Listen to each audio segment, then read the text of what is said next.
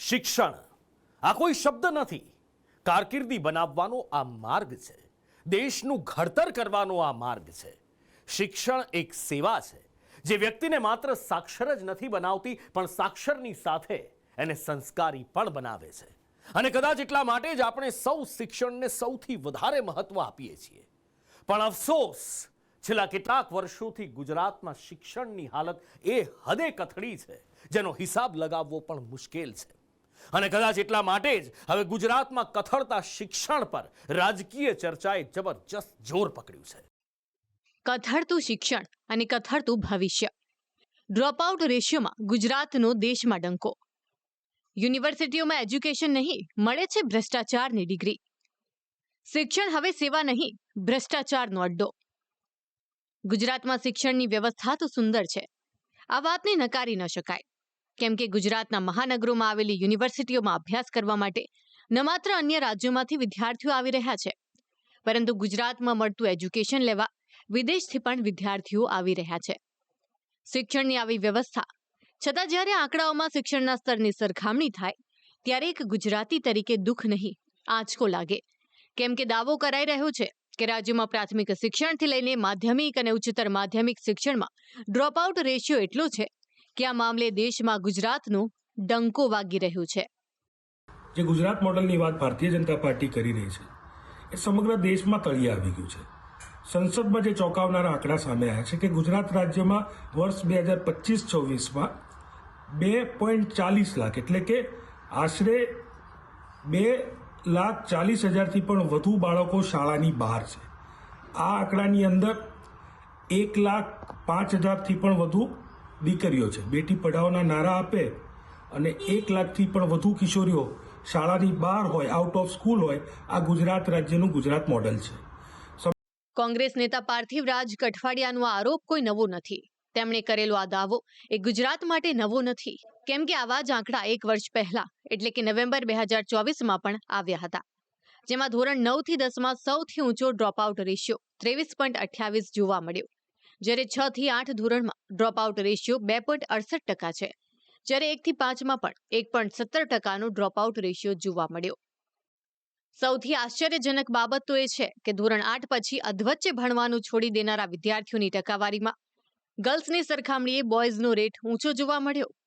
ધોરણ 9 અને 10માં બોયઝનો 24.97 અને ગર્લ્સનો 21.24%નો ડ્રોપઆઉટ રેશિયો છે, જ્યારે 11 અને 12માં બોયઝનો ડ્રોપઆઉટ રેશિયો 7.09%, જ્યારે ગર્લ્સનો 5.13% ડ્રોપઆઉટ રેશિયો છે. ડ્રોપઆઉટ રેશિયોને લઈ ખુદ શિક્ષણ વિભાગે જ માહિતી આપી. 7 જિલ્લામાં ડ્રોપઆઉટ રેટ 30%થી પણ વધુ. અનટ્રેસ ડ્રોપઆઉટ બાળકોની સંખ્યા 7.58 લાખ. અમદાવાદ જિલ્લામાં 1 લાખથી વધુ બાળકો અનટ્રેસ. ધોરણ 8 પછી ગર્લ્સ કરતા બોયઝનો રેટ ઊંચો. ગુજરાતના શિક્ષણની આ હકીકત એક ગુજરાતી માટે આંચકા સમાન છે, એ વાતમાં બેમત નથી. ત્યારે આઘાતજનક હકીકતમાંથી બહાર નીકળવા માટે એટલે કે ગુજરાતમાં સતત વધતા ડ્રોપઆઉટ રેશિયોને ઓછો કરવા માટે સરકાર શું કરી રહી છે, કેવું આયોજન કરી રહી છે, તે પણ સાંભળીએ.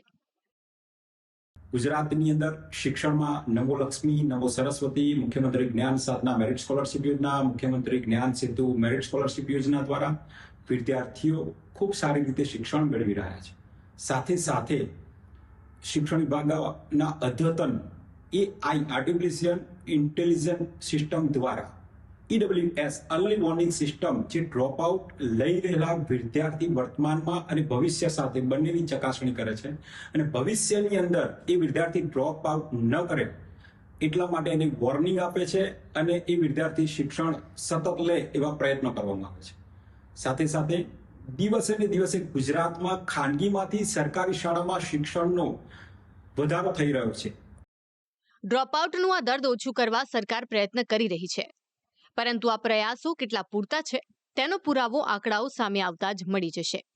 પરંતુ હકીકત એ પણ છે કે ગુજરાતના શિક્ષણમાં માત્ર ડ્રોપઆઉટ રેશિયો જ આંચકો નથી આપતો, પરંતુ અત્યારે કેટલાક શિક્ષણ માફિયાઓ શિક્ષણને ધંધો બનાવીને બેઠા છે અને યુનિવર્સિટીઓ ભણતરની ડિગ્રીના બદલે ભ્રષ્ટાચારની ડિગ્રીઓ આપી રહી હોવાનો દાવો કરાઈ રહ્યો છે.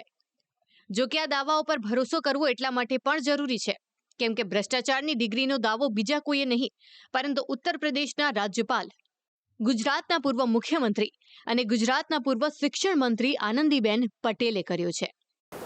અમે ડીજી લોકરમાં પાછલા 4 વર્ષથી ડીજી લોકરમાં જ સબમિટ કરીએ છીએ. ભ્રષ્ટાચારનો એક અડ્ડો છે મિત્રો, એ ડિગ્રીઓ.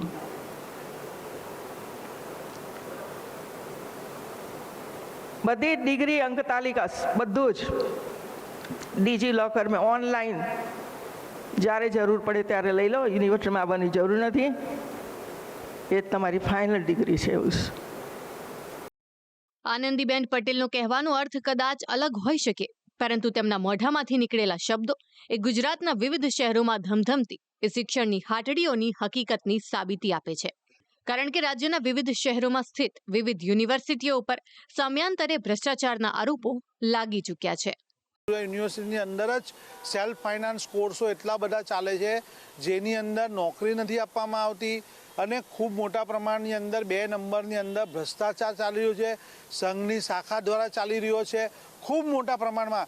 અને એની આજુબાજુમાં એવી યુનિવર્સિટીઓ ખુલી છે જે દુકાનમાં ચાલે છે, ફ્લેટમાં ચાલે છે, નાના અમથા મકાનમાં ચાલે. એની એનઓસી આ સાઉથ ગુજરાત યુનિવર્સિટી આપે છે. પાટણ યુનિવર્સિટીની અંદર MBBS જેવો કમાઉન્ટ થયું છે, માસ કોપી કેસ થાય છે, દારૂકાંડ થાય છે. જ્યારે દારૂકાંડની અંદર જ્યારે વિદ્યાર્થીઓ અવાજ ઉપાડે છે તો વિદ્યાર્થી વિરુદ્ધમાં ફરિયાદ કરવામાં આવે છે. સત્તાના સાગરિકો જે હજી સુધી ઉન્મત્ત છે, બસ વિદ્યાર્થીઓના કોઈ પણ જાતનો લાભ ના મળવો જોઈએ, ખાલી વિદ્યાર્થીઓ સાથે ભ્રષ્ટાચાર કરવામાં જ એ લોકો માની રહ્યા છે. અને ગુજરાતની એક એવી આ યુનિવર્સિટી છે જેની અંદર હજી સુધી MBBS કાંડ થયો છે. સારા તપાસ અધિકારી એવું કહે છે કે આ એક પ્રકારનું સત્ય હકીકત અને બહુ મોટું કમ્પાઉન્ડ કહેવાય છે, તો પણ સરકાર એના ઉપર ચૂપ છે. એક બાજુ સરકાર વિકાસની અંદર પ્રાઇવેટ યુનિવર્સિટીને જોડતી નથી, જેના કારણે ગુજરાતની સરકારી કોલેજો અને સરકારી યુનિવર્સિટીની ઘણી બધી સીટો ખાલી પડી રહી છે. વાત કરું HNGUની, તો HNGUમાં કુલ 22 વિભાગો છે, જેમાંથી માત્ર 8 જ વિભાગ ગ્રાન્ટેડ છે. જો સરકાર અન્ય વિભાગને પણ ગ્રાન્ટેડ બનાવે તો 5 જિલ્લાના છેવાડાના ગરીબ વિદ્યાર્થીને પણ સરકારી ડિપાર્ટમેન્ટમાં સરકારી વિભાગની અંદર અભ્યાસ કરવાનો મોકો મળે.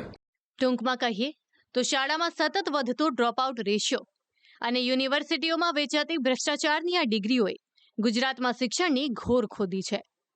ત્યારે દયનીય સ્થિતિમાં પહોંચેલું ગુજરાતનું શિક્ષણ હવે ફરી ક્યારે બહાર આવે છે અને આ સ્થિતિમાંથી તેને બહાર કોણ લાવે છે તેની રાહ અત્યારે ગુજરાતનો દરેક નાગરિક જોઈ રહ્યું છે. બ્યુરો રિપોર્ટ, સંદેશ ન્યૂઝ.